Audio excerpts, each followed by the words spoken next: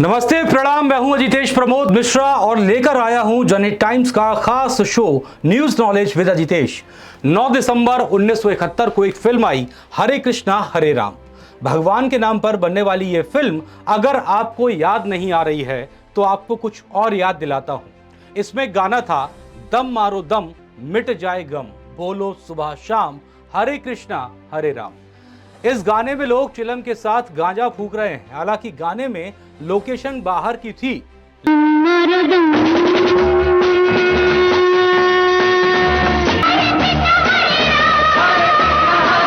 लेकिन अक्सर हमारे यहां भी जब लोग गांजा पीते हैं तो ये गाना जरूर सुनते हैं। हालांकि कानून के हिसाब से भारत में गांजा बैन है, लेकिन कई जगह इसकी बिक्री और खरीदारी गुपचुप तरीके से हो रही है। लेकिन कुछ देश ऐसे भी हैं जहां पर यह बैन नहीं है और कुछ जगह पर इसे लीगल करने की शुरुआत भी हो रही है। जर्मनी ने मारिजुआना यानी कि गांजे के इस्तेमाल और खेती को लीगल बनाने की शुरुआत कर दी है। यहां कैबिनेट ने गांजे से जुड़े बिल को मंजूरी दे दी है, यानी जर्मन लोग अब गांजे का उपयोग और उसकी खेती कर सकेंगे। इस बिल का मकसद गांजे की कालाबाजारी और ड्रग्स से जुड़े अपराधों पर लगाम लगाना है। एक तरफ दुनिया भर के देश गांजे के उपयोग को वैध बता रहे हैं, वहीं भारत में 38 साल से इस पर बैन है।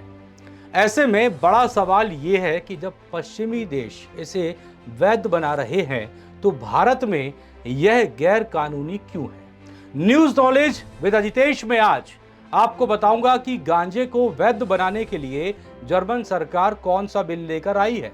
आखिर गांजा, चरस और भांग क्या होते हैं, कैसे बनते हैं। भारत में भांग का इस्तेमाल खुलेआम किया जाता है, लेकिन गांजे का इस्तेमाल क्यों बैन है। सबसे पहले यह जानिए कि जर्मनी क्यों गांजे को लीगल करने जा रहा है। बर्लिन में जर्मनी के स्वास्थ्य मंत्री कार्ल लॉटरबैश ने कहा कि किसी को भी इस कानून का गलत मतलब नहीं समझना चाहिए। गांजा कानूनी हो जाएगा, लेकिन ये नुकसानदायक तो रहेगा ही। इस बिल का मकसद गांजे की कालाबाजारी और ड्रग्स से जुड़े अपराधों पर लगाम लगाना है, जिनसे हानिकारक चीजों का इस्तेमाल रोका जा सके। साथ ही इससे ग्राहकों की संख्या में भी कमी लाई जा सके। लॉटरबैश ने कहा कि बच्चों और युवाओं की सुरक्षा इस कानून का मुख्य उद्देश्य है, लेकिन मेरा यह कहना है कि जो चीज आपने बैन कर रखी है उसे लीगल करने से इसका इस्तेमाल कम कैसे हो जाएगा। इसके पीछे अगर आपका तर्क ये है कि कुछ ही जगह पर मिलेगा जहां ये हर किसी को नहीं दिया जाएगा, तो जो लोग इसे बैन होने के बाद भी खरीदते हैं तो वो इसे लीगल होने के बाद भी खरीद ही लेंगे। हालांकि फिलहाल जो मसौदा है उसमें बदलाव होने की उम्मीद है, क्योंकि संसद में इस पर बहस होगी। गर्मी की छुट्टियों के बाद संसद के दोनों सदन बिल पर विस्तृत चर्चा करेंगे। माना जा रहा है कि इससे कालाबाजारी को कम करने में मदद मिलेगी। अवैध डीलर इससे खुश नहीं होंगे। ऐसा इसलिए क्योंकि इसका मकसद है कि लोग उत्पाद की उचित जानकारी के बिना डीलरों से खरीदारी ना करें। लोगों को खराब प्रोडक्ट और ड्रग्स से जुड़े अपराध से बचाने में मदद मिलेगी। लॉटरबैश ने इस साल की शुरुआत में कहा था कि हम कोई समस्या पैदा नहीं कर रहे हैं, हम एक समस्या का समाधान करने का प्रयास कर रहे हैं। अब जरा आपको यह भी बता देता हूं कि गांजा या भांग होता क्या है। भांग और गांजे को अंग्रेजी में कैनाबिस मारिजुआना वीड भी कहते हैं। इसमें टेट्राहाइड्रोकार्बोनेट पाया जाता है, जिससे आसान शब्दों में हम THC भी कहते हैं। इसे इस्तेमाल करने वालों के हिसाब से इसे लेने के बाद अजीब सी खुशी महसूस होती है। खुशी पाने की बार बार चाहत में लोग इसके आदी भी हो जाते हैं। गांजे के पौधे में तना, पत्ती, फल और बीज होता है। अक्सर लोग भांग और गांजा को एक ही समझते हैं, लेकिन ऐसा नहीं है। ये एक ही पौधे की प्रजाति के अलग अलग रूप हैं। पौधे की नर प्रजाति को गांजा और मादा प्रजाति को भांग कहते हैं। गांजे में भांग के मुकाबले THC ज्यादा होता है। वहीं भारत में ड्रग के इस्तेमाल को लेकर कानून क्या है, ये भी आपको मैं समझा देता हूं।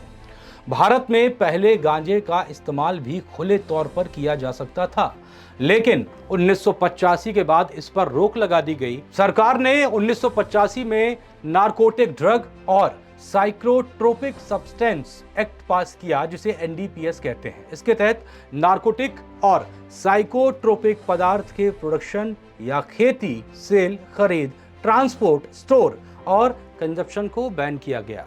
1985 में ये एक्ट लागू हुआ। इसमें कुल 6 चैप्टर और 83 सेक्शन हैं। एनडीपीएस एक्ट में भांग के पौधे के अलग अलग भागों के इस्तेमाल को कानूनी और गैर कानूनी घोषित किया गया है। कानून में पौधे के फूल को गांजे के तौर पर परिभाषित किया गया है, जिसका इस्तेमाल एक अपराध है। इसी वजह से गांजे का इस्तेमाल भी गैर कानूनी है। कानून के उल्लंघन पर सजा और जुर्माना दोनों का प्रावधान है। 1 साल से लेकर 20 साल तक की सजा हो सकती है और 10,000 से लेकर 2 लाख रुपए तक का जुर्माना भी हो सकता है। वहीं भारत में भांग का इस्तेमाल खुले तौर पर किया जा सकता है। हालांकि कई राज्यों में ये सरकारी ठेकों पर भी मिलती है। भारत में ये पौधा हिमालय की तलहटी और आसपास के मैदानों में पश्चिम में कश्मीर से लेकर पूर्व में असम तक पाया जाता है। वैसे तो ये एक जंगली पौधे के तौर पर पाया जाता है, लेकिन कमर्शियली भी इसका उत्पादन होता है। आमतौर पर अगस्त में बीज बोए जाते हैं। सितंबर के अंत तक जब पौधे 6 से 12 इंच के हो जाते हैं तो इनकी रोपाई की जाती है। नवंबर तक पौधों की ट्रिमिंग कर निचली डालियों को काट दिया जाता है और गांजे के मेल और फीमेल प्लांट को अलग अलग किया जाता है। जनवरी फरवरी तक गांजा उपयोग के लिए पूरी तरह से तैयार हो जाता है, लेकिन अब जर्मनी ही नहीं, कुछ और देशों में भी आम लोग गांजे का उपयोग कर सकते हैं। सबसे पहले ऑस्ट्रेलियाई राजधानी क्षेत्र ने 2019 के अंत में गांजे को वैध बनाने के लिए कानून पारित किया। जनवरी 2020 में इस कानून के लागू होने के बाद कोई भी शख्स निजी उपयोग के लिए छोटी मात्रा में गांजा और भांग रख सकता है और उसे उगा भी सकता है। दूसरे नंबर पर है अमेरिका, जहां 37 राज्यों में डॉक्टर के प्रिस्क्राइब करने पर ही गांजे का उपयोग कर सकते हैं। वहीं 21 राज्यों में मनोरंजक कामों के लिए भी इसका उपयोग किया जा सकता है। तीसरे नंबर पर आता है कनाडा। अक्टूबर 2018 में फेडरल कैनबिस एक्ट लाने के बाद मारिजुआना को कानूनी बना दिया गया। एक्ट के मुताबिक हर घर को केवल 4 पौधे लगाने और हर एक शख्स 30 ग्राम गांजा ले सकता है। चौथे नंबर पर आता है कोलंबिया। 1994 में बने कानून के मुताबिक आम लोग आंशिक तौर पर गांजे का उपयोग कर सकते हैं। 5वें नंबर पर है जॉर्जिया, जो कि 30 जुलाई 2018 को जॉर्जिया की संवैधानिक कोर्ट के फैसले के बाद गांजे का मेडिकल और मनोरंजक उपयोग वैध कर दिया गया है। तो आज न्यूज नॉलेज विद अजितेश में इतना ही। आपको ये एपिसोड कैसा लगा मुझे कमेंट सेक्शन में बताएं। वीडियो को लाइक एंड शेयर जरूर करें। साथ ही साथ जनहित टाइम्स को सब्सक्राइब करना ना भूलें। नमस्ते।